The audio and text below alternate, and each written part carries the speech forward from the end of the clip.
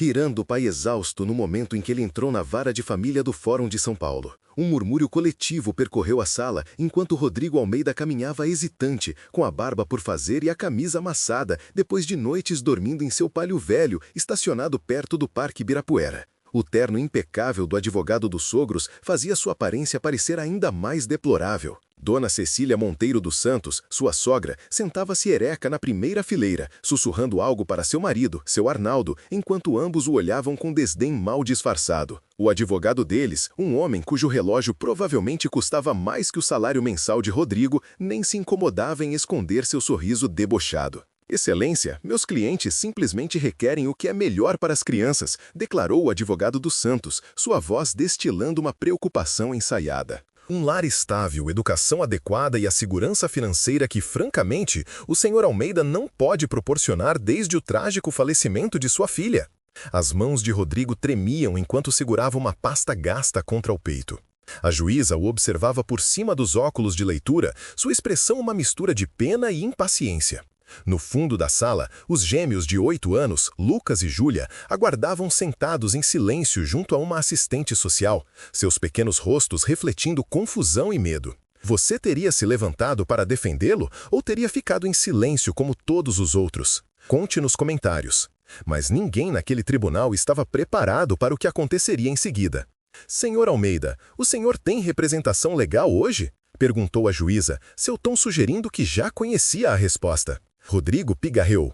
Não, excelência, eu não pude continuar pagando meu advogado depois de perder minha casa no Butantã. Sua voz era baixa, mas se ouvia claramente na sala silenciosa. Mas tenho algo importante para apresentar ao tribunal. Dona Cecília revirou os olhos dramaticamente, sussurrando algo que fez seu marido rir. A escrevente do tribunal levantou o olhar, interrompendo momentaneamente seu trabalho. Entendo que os Santos têm recursos que eu não tenho, continuou Rodrigo, sua voz ganhando força a cada palavra. Vivem num condomínio fechado no Morumbi. Podem mandar os meninos para escolas particulares. Podem dar a eles coisas que eu não posso oferecer neste momento. O advogado dos Santos ajustou a gravata já perfeita, claramente preparando-se para uma vitória fácil. Mas então, Rodrigo abriu a pasta. Mas há uma coisa que eles não podem dar aos meus filhos que eu posso, disse, com a voz embargada. Os desejos da mãe deles. E se histórias de pais que se recusam a desistir contra todas as probabilidades tocam seu coração, inscreva-se agora. Mais histórias poderosas toda semana. Rodrigo Almeida tinha sido um homem diferente 15 meses atrás. Antes da morte repentina de sua esposa Fernanda por complicações durante um parto que deveria ser de rotina, ele havia sido um respeitado professor de história em uma escola estadual com uma carreira promissora pela frente. Seu modesto apartamento na Vila Madalena tinha sido cheio de risadas, café da manhã com pão de queijo nos finais de semana e histórias antes de dormir. Fernanda tinha sido a organizada, a planejadora que equilibrava as finanças e garantia que as contas fossem pagas em dia. Quando ela morreu na maternidade numa tarde de setembro, deixando Rodrigo sozinho com os gêmeos de 7 anos e o bebê recém-nascido Miguel, o mundo dele desmoronou. A dor era paralisante. Em algumas manhãs, mal conseguia levantar da cama para preparar os gêmeos para a escola. Seu trabalho sofreu. As aulas se tornaram desorganizadas, as provas por corrigir se acumulavam. 7 meses após a morte de Fernanda, a diretoria da escola pediu que ele tirasse uma licença por tempo indeterminado. Foi então que os Santos sugeriram pela primeira vez levar as crianças. Apenas temporariamente, disseram, só até que Rodrigo se recuperasse. Dona Cecília sempre tinha sido controladora, mesmo quando Fernanda estava viva.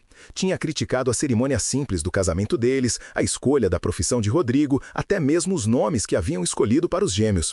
Mas Fernanda tinha sido forte o suficiente para manter a interferência da mãe sob controle.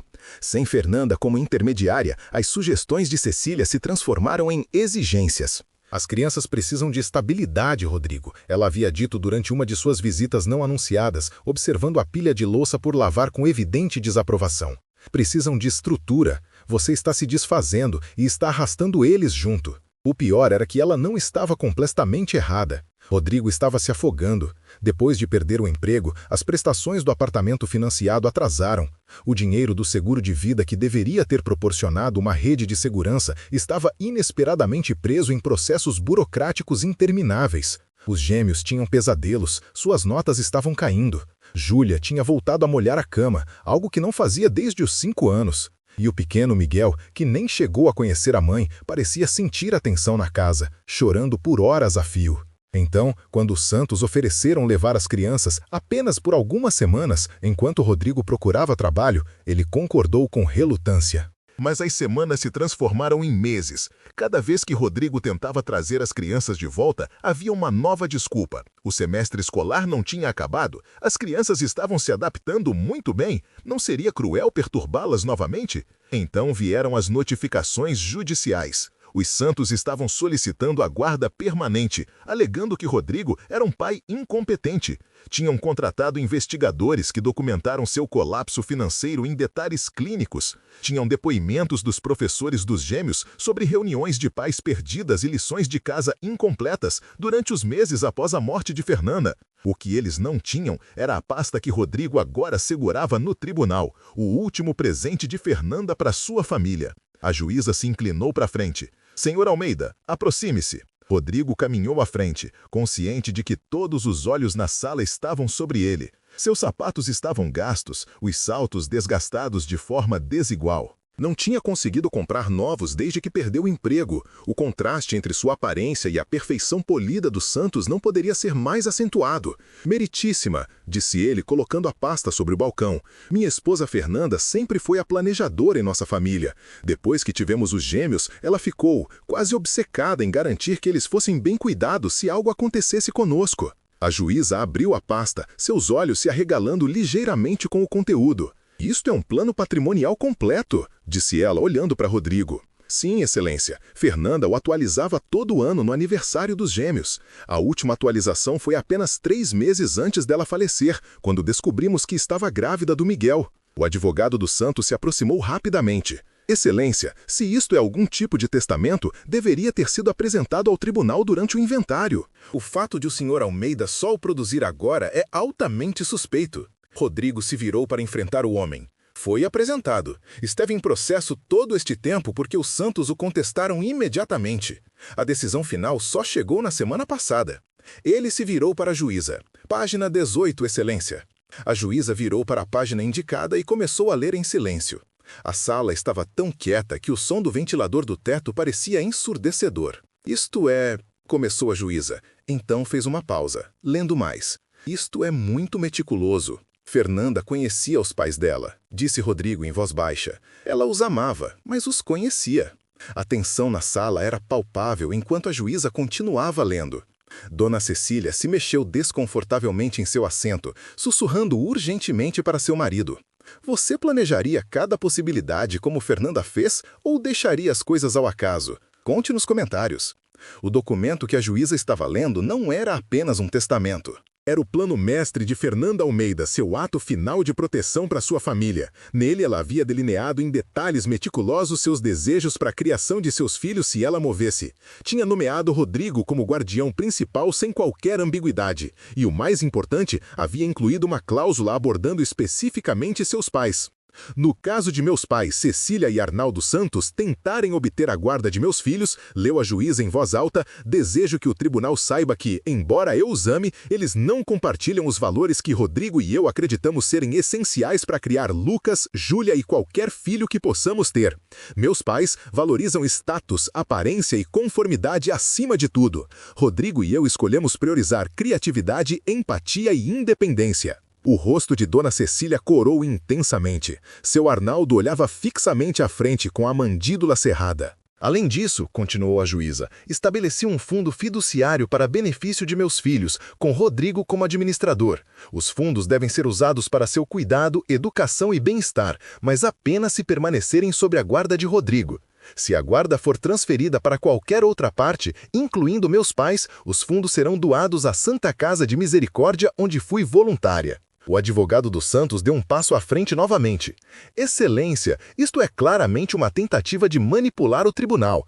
A senhora Almeida pode ter escrito isto, mas as circunstâncias mudam. A situação atual do senhor Almeida é temporária, interrompeu Rodrigo. Sim, perdi meu emprego. Sim, perdi nossa casa. Tenho dormido no carro enquanto tentava encontrar trabalho para poder lutar esta batalha. Mas nunca, jamais deixei de ser pai deles. Ele se virou para olhar para o fundo da sala, olhando diretamente para Lucas e Júlia pela primeira vez desde que entrou no tribunal. Seus pequenos rostos estavam solenes, seus olhos, tão parecidos com os de Fernanda, grandes e atentos. Tudo o que fiz, cada sacrifício que realizei, foi por eles, continuou Rodrigo com a voz embargada. E agora que finalmente o inventário foi resolvido, posso acessar o fundo que Fernanda estabeleceu. Posso proporcionar um lar para meus filhos novamente. Tenho uma oferta para um novo trabalho no Colégio Santo Amaro. Tenho um contrato de aluguel de apartamento pronto para assinar. Ele tirou documentos da pasta e os entregou à juíza.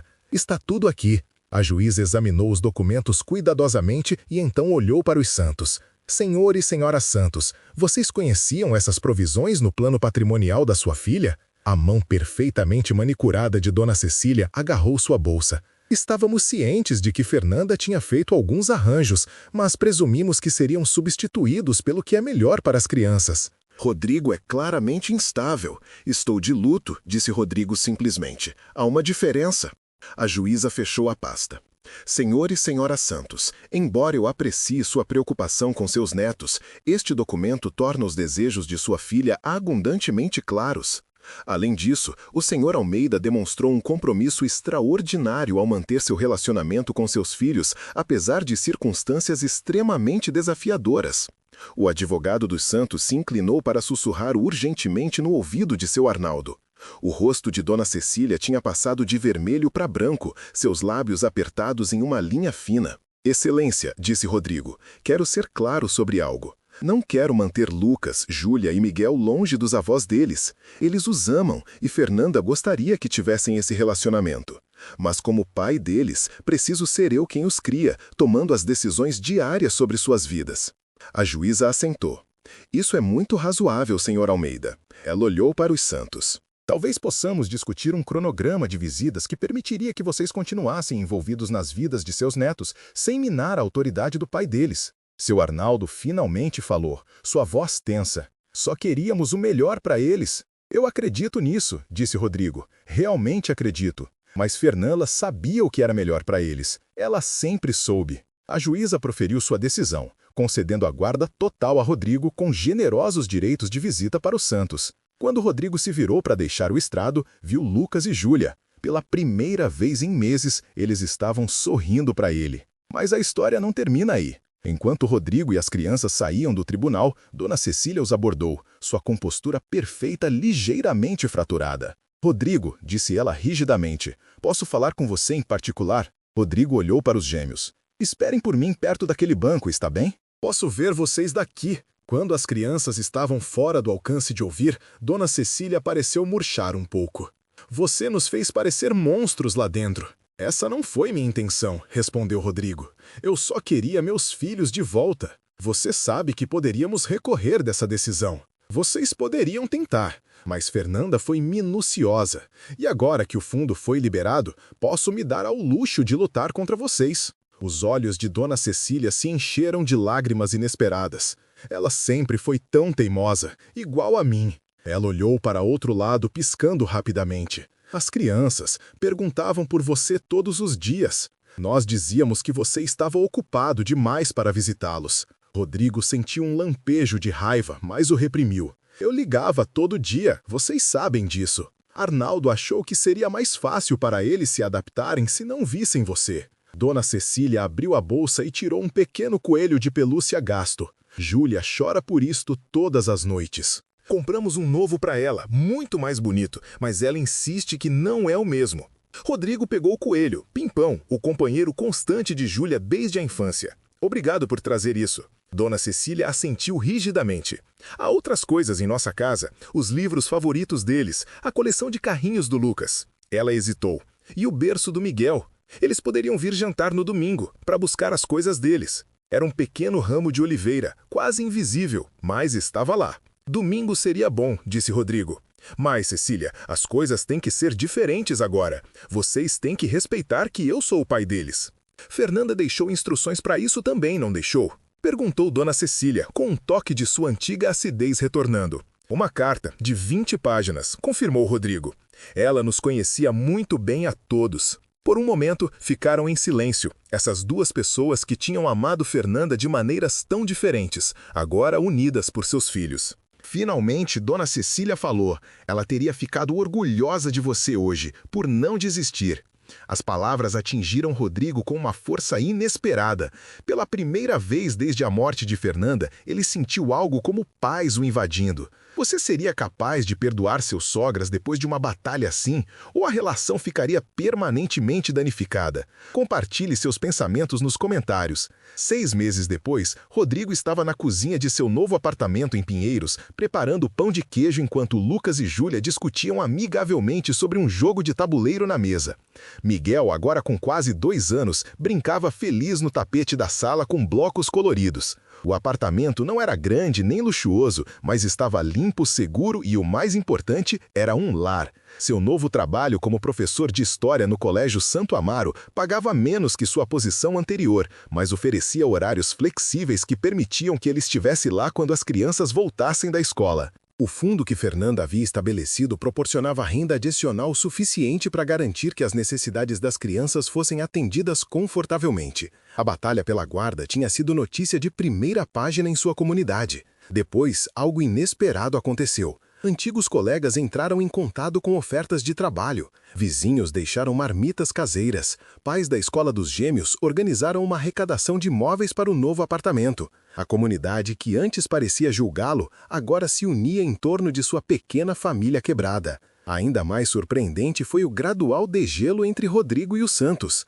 Os jantares de domingo tinham se tornado uma tradição regular. Dona Cecília ainda ocasionalmente ultrapassava os limites, mas estava tentando. Seu Arnaldo tinha começado a ensinar futebol para Lucas, algo que Rodrigo, que sempre preferiu livros a bolas, nunca tinha dominado. Não eram uma grande família feliz, as feridas eram profundas demais para isso, mas estavam cicatrizando. Enquanto Rodrigo tirava o pão de queijo do forno, era sábado afinal e tradições importavam, houve uma batida na porta.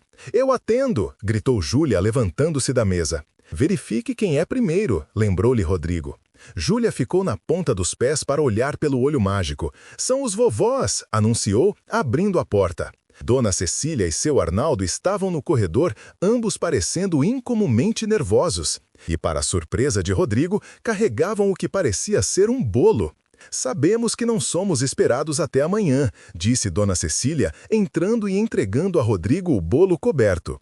"Mas queríamos trazer isso. É a receita de bolo de fubá da Fernanda. As crianças mencionaram que sentiam falta." Rodrigo pegou o bolo, surpreso. "Você fez isso?" "Fiz", admitiu Dona Cecília. "Levou 3 tentativas. Culinária nunca foi meu forte." Ela olhou ao redor do apartamento, mas pela primeira vez não havia julgamento em seu olhar. "Arnaldo e eu temos conversado. A casa parece grande demais para apenas nós dois." Seu Arnaldo pigarreou.